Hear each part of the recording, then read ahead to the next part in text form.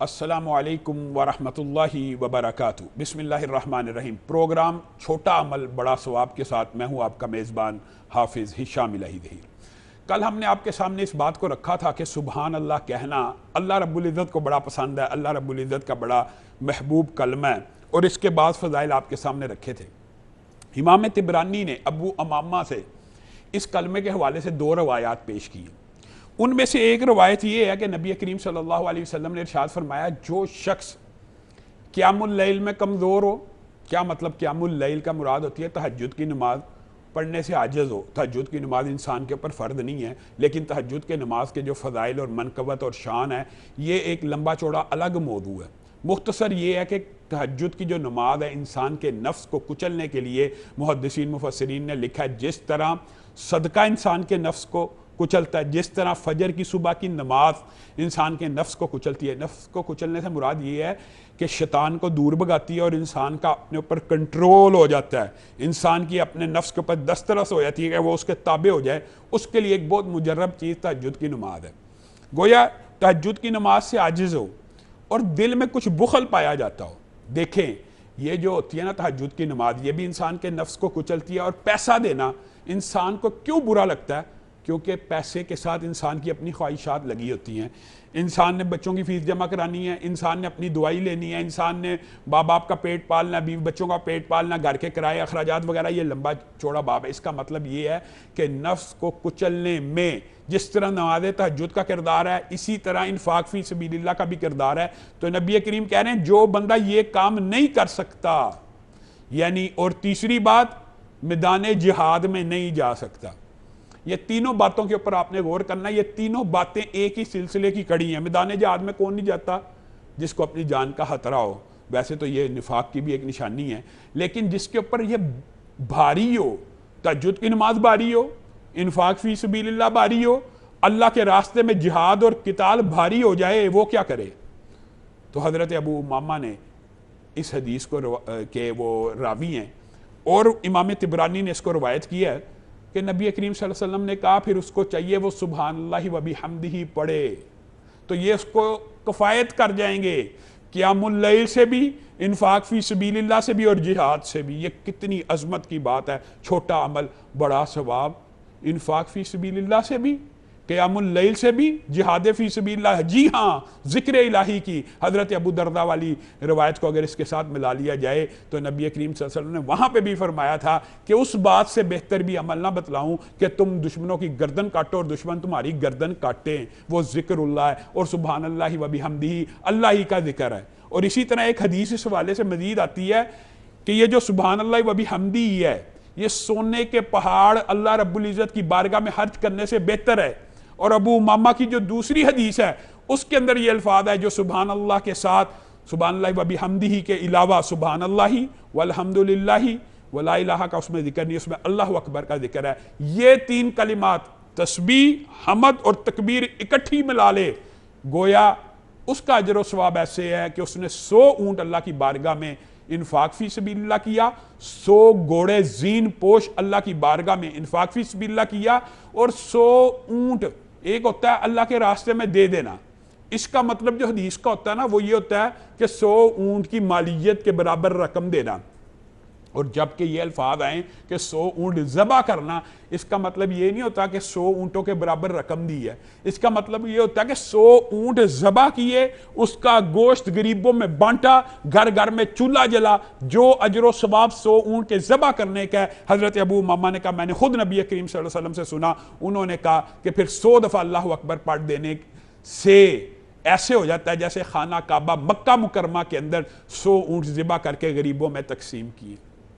یہ تسبیح کی فضیلت۔ ایک انہوں نے یہ کہا تھا کہ جنت کی زمین پاکیزہ ہے، جنت کی زمین ایسی ہے، جنت کی زمین ایسی ہے، حتیٰ کہ آپ کو پتہ ہے ما لا عین رأت ولا اذن سمعت، جنت میں ایسی ایسی نعمتیں ہیں جو کسی آنکھ نے نہیں دیکھی ہوں گی، جو کسی کان نے نہیں سنی ہوں گی، ولا خطر علی قلب بشر، جو کسی دل میں گمان بھی نہیں۔ ایسی ایسی نعمتیں تو ہیں ہی ہیں، لیکن حضرت ابراہیم کہہ رہے ہیں اپنی امت کو بتانا کہ یہاں پہ پودوں کی کاشت کریں، یہاں پہ پودوں کی کاشت کریں۔ ایک وظیفہ جو بتایا تھا وہ یہ تھا سبحان اللہ والحمدللہ ولا الہ الا اللہ واللہ اکبر، کہ یہ جنت کے پودے ہیں، اور دوسری روایت کے اندر جو الفاظ ہیں لا حول ولا قوت الا باللہ، یہ جنت کے پودے ہیں۔ آئیے اس وظیفے کی طرف بھی بڑھتے ہیں۔ لا حول ولا قوت الا باللہ حضرت ابراہیم معراج ہی کی رات میں فرما رہے ہیں کہ خوشبودار زمین ہے، پکیدہ زمین ہے، اپنی امت کو یہاں پہ پودے لگایا کرو۔ اور وہ پودا کیا ہے؟ اللہ کے رسول نے پوچھا، آپ نے حضرت ابراہیم نے جواب دیا، وہ پودا لا حول ولا قوت الا باللہ۔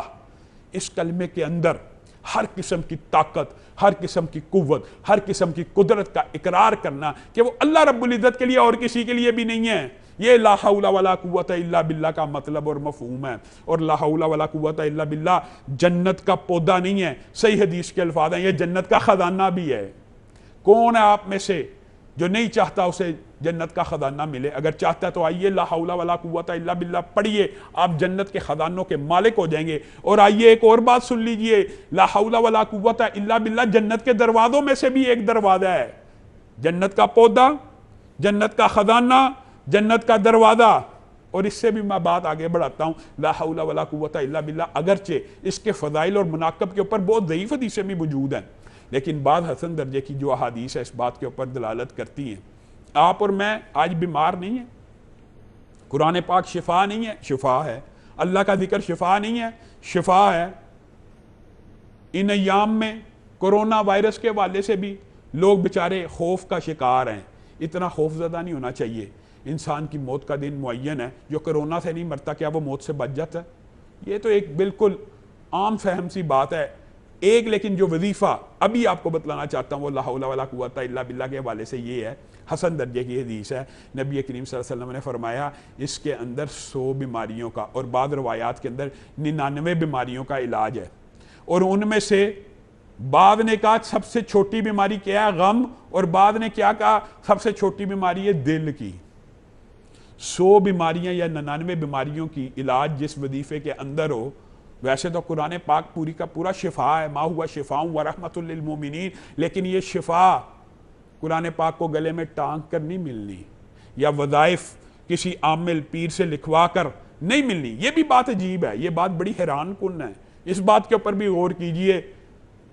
جناب پیر صاحب تویز لکھ دیں تو گھر میں خیر و برکتوں کا نزول ہو جاتا ہے۔ اپنے پورے گھر کی الماریوں کے اندر قرآن پڑھا ہوتا ہے، پورا قرآن پڑھا ہے، اس سے خیر و برکت کا نزول نہیں ہوا، لیکن پیر صاحب نے قرآن کی ایک ہی آیت لکھی ہے، خیر و برکتوں کا نزول ہونا شروع ہو گیا ہے۔ یہ بدعقیدگی ہے۔ اس کو پڑھنے سے خیر و برکت کا نزول ہونا ہے۔ تو لا حول ولا قوت الا باللہ غموں کو دور کرنے والا، جنت کا پودا، جنت کا دروازہ، جنت کا خزانہ۔ میں اور آپ جب بیمار ہوں سب سے پہلے ڈاکٹر کا خیال نہیں آنا چاہیے، زبان سے لا حول ولا قوت الا باللہ، اللہ ساری قوت ساری طاقت تو تیری ہے، تو ہی شفا دینے والا، تو ہی مریض کرنے والا ہے۔ اللہ اگر آج تیرے حکم سے مریض ہو گیا ہوں تو کیا ہوا؟ اگر تو چاہے تو مجھے شفا دے سکتا ہے۔ تو لا حول ولا قوت الا باللہ نہ صرف ثواب کے اعتبار سے چھوٹا عمل، بڑا ثواب، جنت میں پودا لگ رہا ہے، جنت کا خزانہ ہے، جنت کا دروازہ ہے، بیماریوں کے اندر بھی مجرب ہے، اور اس کے بہت سے دیگر فضائل بھی محدثین نے بیان کیے ہیں۔ جو اس ضمن میں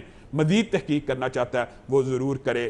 یہاں پہ لیتے ہیں ہم ایک چھوٹا سا وقفہ، انشاءاللہ وقفے کے بعد ایک نئے وظیفے کے ساتھ آپ کی خدمت میں حاضر ہوں گے، جو چھوٹا عمل ہے لیکن اس کا ثواب بہت بڑا ہے۔ ویلکم بیک، پروگرام چھوٹا عمل بڑا ثواب میں ایک مرتبہ پھر خوش آمدید۔ نبی کریم صلی اللہ علیہ وسلم کے پاس چند صحابہ آئے، انہوں نے کہا ہم تو بالکل ہی پیچھے رہ گئے، اور نبی کریم صلی اللہ علیہ وسلم سے صحابہ نے یہ کئی مرتبہ پوچھا ہم پیچھے رہ گئے، یعنی کن سے پیچھے رہ گئے؟ جو مالدار صحابہ ہیں۔ مالدار صحابہ نے انفاق بھی کیا، انہوں نے اللہ کے راستے میں پیسہ بھی دیا، ہم کیا کریں، ہمارے پاس تو پیسہ نہیں، ہم غریب ہیں۔ تو نبی کریم صلی اللہ علیہ وسلم نے ان کو جو وظائف بتلائے ان میں سے ایک وظیفہ یہ بھی تھا، سبحان اللہ والحمد للہ ولا الہ الا اللہ واللہ اکبر۔ لیکن معزز سامعین گرامی قدر، میں آپ کو اس کے ساتھ ایک اور وظیفہ بتلانا چاہتا ہوں۔ اس وظیفے کی خوبی یہ ہے، کیونکہ نبی کریم صلی اللہ علیہ وسلم نے فرمایا ہر تسبیح صدقہ، ہر تکبیر صدقہ، ہر تحمید صدقہ، ہر تحلیل صدقہ ہے، یہ حدیث صحیح ہے، لیکن اس کے ساتھ لا حول ولا قوت الا باللہ، سبحان اللہ والحمد للہ ولا الہ الا اللہ واللہ اکبر ولا حول ولا قوت الا باللہ، یہ 5 وظیفے ایک وظیفے میں اکٹھے ہو جاتے ہیں۔ اس میں تسبیح بھی آ گئی سبحان اللہ، اس میں حمد بھی آ گئی والحمد للہ، ولا الہ جو افضل الذکر ہے وہ بھی آ گیا، واللہ اکبر تکبیر بھی آ گئی، ولا حول ولا قوت الا باللہ۔ تو میں نے اور آپ نے ہر روز اپنی زندگی کے اندر اس وظیفے کو شامل کرنا ہے 100 مرتبہ اگر ہم یہ وظیفہ صبح و شام پڑھ لیتے ہیں تو آپ خود اندازہ لگائیے جو الگ الگ آپ کے سامنے 100 مرتبہ پڑھنے کے فضائل رکھے ہیں وہ صرف اس ایک وظیفے میں سارے اکٹھے ہو جاتے ہیں. کتنا چھوٹا سا کلمہ ہے, سبحان اللہ والحمد للہ ولا الہ الا اللہ واللہ اکبر ولا حول ولا قوت الا باللہ. 5 کے 5 وظیفوں کا جتنا اجر و ثواب 100 مرتبہ کا نبی کریم صلی اللہ علیہ وسلم نے بتلایا, یعنی سارے گناہ معاف, سمندر کے جاگ کے برابر گناہ معاف, گھوڑوں کو 100 گھوڑوں کو اللہ کی راہ میں خرچ کرنا, 100 اسماعیل کے بیٹوں کو اللہ کی راہ میں آزاد کرنا, 100 اونٹوں کو ذبح کرنا, 100 اونٹ قلادہ پہنے ہوئے اللہ کی بارگاہ میں خرچ کرنے کے برابر. اور یہ لا حول ولا قوت الا باللہ, جنت کا خزانہ, جنت کا پودا. تو آج کے بعد میں نے اور آپ نے 100 مرتبہ یہ کلمہ اپنی زندگی میں شامل کرنا, پھر آپ نے اس کے نتائج اور کل قیامت کے دن یہ چھوٹا عمل بڑا ثواب کے حوالے سے اس کا اجر و ثواب دیکھنا ہے. حتیٰ کہ انسان کل قیامت کے دن تو یہاں تک پکار اٹھے گا, کاش دنیا کا ایک لمحہ بھی اللہ کے ذکر سے غافل نہ ہوتا. آگے چلتے ہیں. ذکر کی اور فضیلت کے اعتبار سے ایک نہایت چھوٹا عمل ہے جس کا اجر و ثواب اتنا بڑا ہے کہ اللہ رب العزت خود ارشاد فرماتے ہیں, میں رب اور آسمان کے فرشتے نبی کریم صلی اللہ علیہ وسلم پہ درود بھیجتے ہیں, اے ایمان والو تم بھی نبی کریم صلی اللہ علیہ وسلم پہ درود بھیجا کرو. جہاں تک تعلق ہے درود بھیجنے کا, اللہ رب العزت جب کہتے ہیں نا کہ میں کسی کے اوپر درود بھیجتا ہوں تو یہ اللہ کی رحمت ہوتی ہے, یہ اللہ کا فضل ہوتا ہے, اللہ اس کے درجات بلند کرتا ہے, اللہ اس کے گناہ معاف کرتا ہے. محدثین نے اس بات کو بیان کیا. نبی کریم صلی اللہ علیہ وسلم پہ درود بھیج کے ہم معاذ اللہ کوئی نبی کریم صلی اللہ علیہ وسلم کے اوپر احسان یا ان کا درجہ نہیں بڑھاتے, ہم اپنا درجہ بڑھاتے ہیں.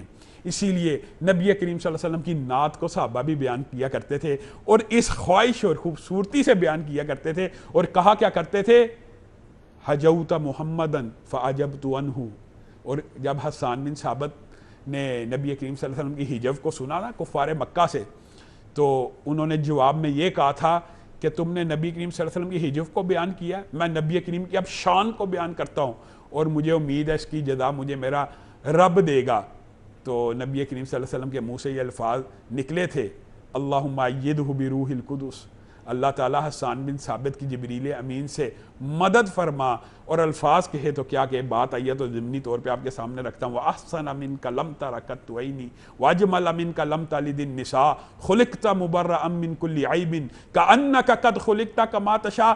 آقا آپ اتنے خوبصورت ہیں کسی ماں نے ایسا جنا ہی نہیں, آپ اتنے جمیل ہیں کسی آنکھ نے کبھی دیکھا ہی نہیں. ایسا محسوس ہوتا ہے کہ یوم تخلیق کے دن آپ اللہ رب العزت کی بارگاہ میں خود ہی کھڑے تھے اور اللہ کو کہہ رہے تھے مجھ کو ایسا بنا, مجھ کو ایسا بنا. آپ کہتے چلے گئے اور رب بناتا چلا گیا. گویا نبی کریم صلی اللہ علیہ وسلم کے اوپر درود بھیجنا, ان کی نعت کو بیان کرنا, یہ ہر مسلمان کا عقیدہ ہے, اور اس سے آپ نبی کا درجہ نہیں بڑھاتے, آپ اپنا درجہ بڑھاتے ہیں. نبی کریم صلی اللہ علیہ وسلم ممبر پہ چڑھے ہیں, 3 مرتبہ آمین کا.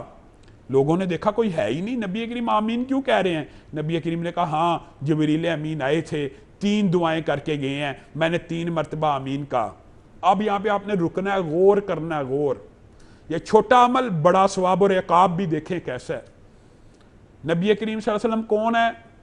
اگر وہ آمین کہہ دیں کسی دعا کے اوپر, کسی صحابی کی بھی ہو, تو قبولیت میں کوئی شک ہو سکتا ہے. اور دعا کرنے والا کون ہے؟ اِنَّهُ لَقَوْلُ رَسُولٍ كَرِيمٍ ذِي قُوَّةٍ عِنْدَ ذِي الْعَرْشِ مَكِينٍ مُطَاعٍ ثَمَّ آمین. جبریل امین دعا کر رہے ہیں اور آمین رسول اللہ کہہ رہے ہیں. اس دعا کی قبولیت میں کوئی شک نہیں. اور دعا کیا ہے؟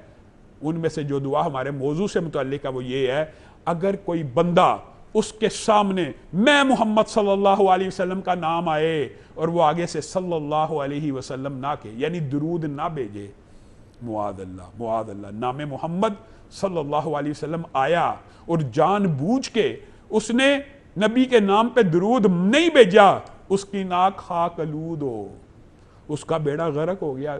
جس کے بارے میں جبریل امین یہ کہہ رہے ہیں اور نبی کریم آمین کہہ رہے ہیں, اور بعض دیگر احادیث میں اور روایات بھی موجود ہیں جس کا مفہوم آپ کے سامنے یہ ہے کہ گویا اس کے اوپر تو پھٹکار پڑ گئی, اس کا تو بیڑا غرق ہو گیا, اس کے لیے تو جہنم کی وادی بن گئی. تو نبی کریم صلی اللہ علیہ وسلم کا ایک حق ہمارے اوپر, ہر مسلمان کے اوپر یہ ہے کہ جب نبی کریم صلی اللہ علیہ وسلم کا نام آئے میں نے اور آپ نے درود پڑھنا ہے صلی اللہ علیہ وآلہ وسلم کہہ کے. یہ ہے شارٹ درود. ایک ہے لانگ درود جو ہم نماز میں پڑھتے ہیں, جو بڑا درود ہے، جو اس کو درود ابراہیمی کہتے ہیں، اللہم صلی علی محمد وعلی آل محمد کما صلیت علی ابراہیم وعلی آل ابراہیم انک حمید مجید، یہ جو درود ہے نا، اس کے بہت سے فضائل و مناقب ہیں۔ نبی کریم صلی اللہ علیہ وسلم نے کہا جو مجھ پہ ایک مرتبہ درود بھیجتا ہے اللہ رب العزت اس کے اوپر 10 مرتبہ درود بھیجتے ہیں۔ آپ بتائیے چھوٹا عمل بڑا ثواب، اس سے بڑا ثواب کیا ہو سکتا ہے کہ آپ فرش کے اوپر بیٹھ کے ایک مرتبہ یہ پورے کا پورا درود پڑھیں، اللہ تعالیٰ عرش کے اوپر بیٹھ کے آپ کے اوپر 10 مرتبہ رحمتوں کی بارش کرے، آپ کے اوپر 10 مرتبہ درود پڑھے۔ آپ کو اور کیا چاہیے؟ آپ کو اور مجھے اور کیا چاہیے کہ ہمارا رب ہمارے اوپر درود پڑھ رہا ہو۔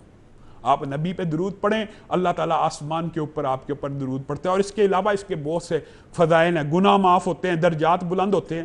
نبی کریم صلی اللہ علیہ وسلم نے کہا جب تک بندہ درود پڑھتا رہتا ہے فرشتے اس کے لیے رحمت کی دعائیں کرتے رہتے ہیں۔ اب مجھے آپ ایک بات بتلائیں، فرشتے گناہ گار ہوتے ہیں؟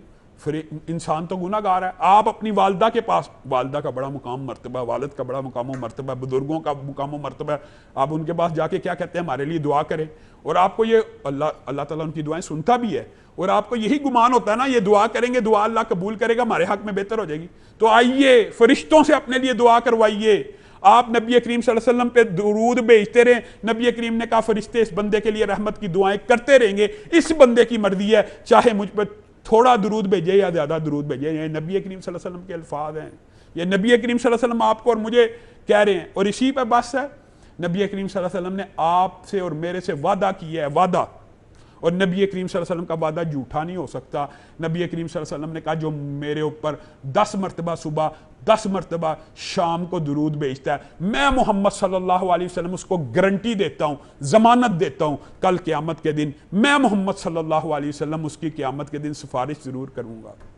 آپ بتائیے جس کی پیغمبر سفارش کر رہے ہوں، اور جو عالم کیا ہے، آپ کو پتہ قیامت کا منظر، ہر نبی نفسی نفسی کہہ رہا ہوگا، اللہ صرف مجھے بخش دے۔ اس وقت جب کائنات کا ایک شخص نفسی کے ساتھ امتی بھی کہہ رہا ہوگا، آپ کا اور میرا نام پکارے، اللہ یہ دن میں 10 مرتبہ صبح اور شام میرے پر درود پڑا کرتا تھا، اللہ میں محمد صلی اللہ علیہ وسلم اس کے لیے سفارش کرتا ہوں۔ بتائیے اس وقت حساب کتاب جس پیغمبر کی دعا سے، جس پیغمبر کی حمد سے شروع ہونا ہے، کیا اس کی سفارش اس دن قبول نہیں ہوگی ان کی؟ آپ کے اور میرے لیے کتنا آسان وظیفہ ہے، کتنا چھوٹا عمل ہے، اور کتنا بڑا اجر و ثواب ہے۔ ہم درود پڑھیں، اللہ کی بارگاہ میں نبی کریم آپ کو اور مجھے گارنٹی دے رہے ہیں وہ سفارش کریں گے، اور انشاءاللہ نبی کریم صلی اللہ علیہ وسلم کی سفارش ریجیکٹ نہیں ہوگی۔ ابی ابن کعب ہیں، نبی کریم صلی اللہ علیہ وسلم کی بارگاہ میں آگے کہا ہے اللہ کے رسول آپ درود پاک کی مفہوم آپ کے سامنے رکھ رہا ہوں، بڑی فضیلت بیان کرتے ہیں، تو آج کے بعد میں نے ارادہ کیا ہے میں اپنی دعاؤں میں 1/4 دعاؤں سے مراد ذکر اذکار جو میں کرتا ہوں صبح و شام، اس میں سے 1/4 درود پاک کے لیے خاص کر لیتا ہوں۔ تو نبی کریم صلی اللہ علیہ وسلم خاموش رہے، اور پھر مخاطب ہو کے کہتے ہیں کہ اگر تو بڑھا لے تو تیرے لیے بہتر ہے۔ یہ مفہوم آپ کے سامنے رکھ رہا ہوں، یعنی حدیث کا مفہوم یہ ہے۔ ابی ابن کعب کہتے ہیں ٹھیک ہے اے اللہ کے رسول میں بڑھا لیتا ہوں، میں اپنی ذکر کو 2 حصوں میں تقسیم کیا کروں گا، آدھا آپ کے اوپر درود پڑھنے پہ، آدھا ذکر اذکار سبحان اللہ والحمدللہ ولا الہ، دیگر دعاؤں کو۔ نبی کریم صلی اللہ علیہ وسلم نے کہا یہ تو بہتر ہے، لیکن اگر تو اس کو بڑھا لے تو تیرے لیے بہتر ہے، سبحان اللہ۔ یعنی ایک ابی ابن کعب ذکر بھی بتا رہے ہیں اور درود پاک بھی کہہ رہے ہیں آدھا آدھا کروں گا، نبی کریم کہہ رہے ہیں اس سے بھی بڑھا لے۔ کہتے ہیں پھر آج کے بعد 2/3 حصہ جو ہوگا وہ آپ کے اوپر درود ہوگا، اور 1/4 ذکر کیا کروں گا۔ نبی کریم صلی اللہ علیہ وسلم نے کہا اس سے بھی بڑھا لے تو تیرے لیے بہتر ہے۔ اب بتائیے اب ذکر کے لیے باقی کیا گنجائش رہے گی؟ تو ابی ابن کعب نے کہا کہ آج کے بعد میں صرف آپ کے اوپر درود ہی پڑھا کروں گا۔ تو نبی کریم صلی اللہ علیہ وسلم نے جواب میں کیا کہا؟ پھر یاد رکھ ابی ابن کعب، نہ اس دنیا میں غم آئے گا نہ آخرت میں غم آئے گا۔ بتائیے اور مجھے اور آپ کو کیا چاہیے؟ چھوٹا عمل بڑا ثواب۔ اگر ہم اپنی زندگی کے اندر اس درود پاک کو 10 مرتبہ سے سفارش ہو جانی ہے، اگر صبح و شام اسی کے اندر بھی محو رہے نا، یقین مانیے میں اور آپ دنیا کے اندر بھی ہر غم سے محفوظ ہیں، اور قیامت کے دن جب ہر بندہ غم زدہ ہوگا، ایسا غم زدہ کہ اگر چھوٹی عمر کا بچہ بھی حشر کا میدان دیکھے گا تو بال سفید ہو جائیں گے، حاملہ عورتیں اگر اس دن کو دیکھ لیں اپنے حمل گرا دیں۔ قرآن کی آیتیں، اس غم کے اندر یہ درود انسان کے کام آ جائے گا۔ اور اسی لیے نبی کریم صلی اللہ علیہ وسلم نے خود ارشاد فرمایا ہے کہ کل قیامت کے دن میرے سب سے زیادہ قریب کون ہوگا؟ جو میرے پہ کثرت سے درود پڑھتا ہے۔ اور اگر آپ نے اذان کے بعد کی دعا کے بارے میں غور کیا ہو، اس میں بھی میں اور آپ کیا کرتے ہیں؟ اذان کے فضائل کے اندر جب ہم نے اس بات کو بیان کیا تھا، تفصیل سے رکھا تھا، اللہم رب ہذہ الدعوۃ التامہ، کہ اجر و ثواب یہ ہے کہ گناہ معاف ہو جاتے ہیں۔ آپ بتائیے، وہ بھی نبی کریم صلی اللہ علیہ وسلم کے لیے ہم یہ دعا کر رہے ہوتے ہیں۔ گویا نبی کریم صلی اللہ علیہ وسلم کا ذکر کر کے ہم نبی کریم کا ذکر بلند نہیں کر رہے ہوتے، ان کا ذکر تو اللہ رب العزت نے بلند کیا ہے۔ یہ میں اور آپ اپنے نصیب کو بہتر کر رہے ہوتے ہیں، میں اور آپ اپنے لیے جنت کما رہے ہوتے ہیں۔ اسی لیے محدثین نے اس بات کو لکھا ہے کہ جہاں پہ اذان کے اندر اشہد ان لا الہ الا اللہ ہے، ساتھ میں اشہد ان محمدًا عبدہ و رسولہ بھی ہے۔ اور اذان کے اندر تو عبدہ کے الفاظ نہیں ہیں، لیکن وہاں پہ جہاں پہ اللہ کا نام لیا جاتا ہے وہاں پہ ساتھ نام محمد بھی لیا جاتا ہے، چاہے کلمہ ہو، چاہے اذان ہو، چاہے نماز ہو۔ بندے کی نماز ہی قبول نہیں اگر اس میں درود پاک نہیں ہے۔ درود پاک نماز کا حصہ ہے۔ گویا میں اور آپ اپنی زندگی کے اندر صرف اس بات کو جاری و ساری کر لیں اور اپنا یہ عقیدہ بنا لینا کہ بعد از خدا بزرگ توئی، قصہ مختصر کہ اللہ خالق ہے اور باقی ساری دنیا مخلوق ہے، اور مخلوقات کے اندر سب سے افضل اگر کوئی ہیں تو آقا دو جہاں حضرت محمد صلی اللہ علیہ وسلم ہے۔ تو یقین مانیے میں اور آپ سیدھا سیدھا عقیدے کے لحاظ سے بھی جنت کے راستے کے اوپر چل گئے، اور درود پڑھ کے ویسے دنیا کی مشکلات بھی حل کروا لی، دنیا کے غم بھی حل کروا لیے، اور آخرت کے اندر اپنا گھر جنت الفردوس میں بھی بنا لیا۔ اللہ رب العزت جو کہا گیا، جو سنا گیا، اس کے اوپر عمل پیرا ہونے کی توفیق عنایت فرمائے۔ آج ہم آپ سے اجازت لیتے ہیں اس پروگرام چھوٹا عمل بڑا ثواب سے۔ ملتے ہیں کل انشاءاللہ ایک نئے پروگرام کے ساتھ، نئے موضوع کے ساتھ۔ والسلام علیکم ورحمۃ اللہ وبرکاتہ۔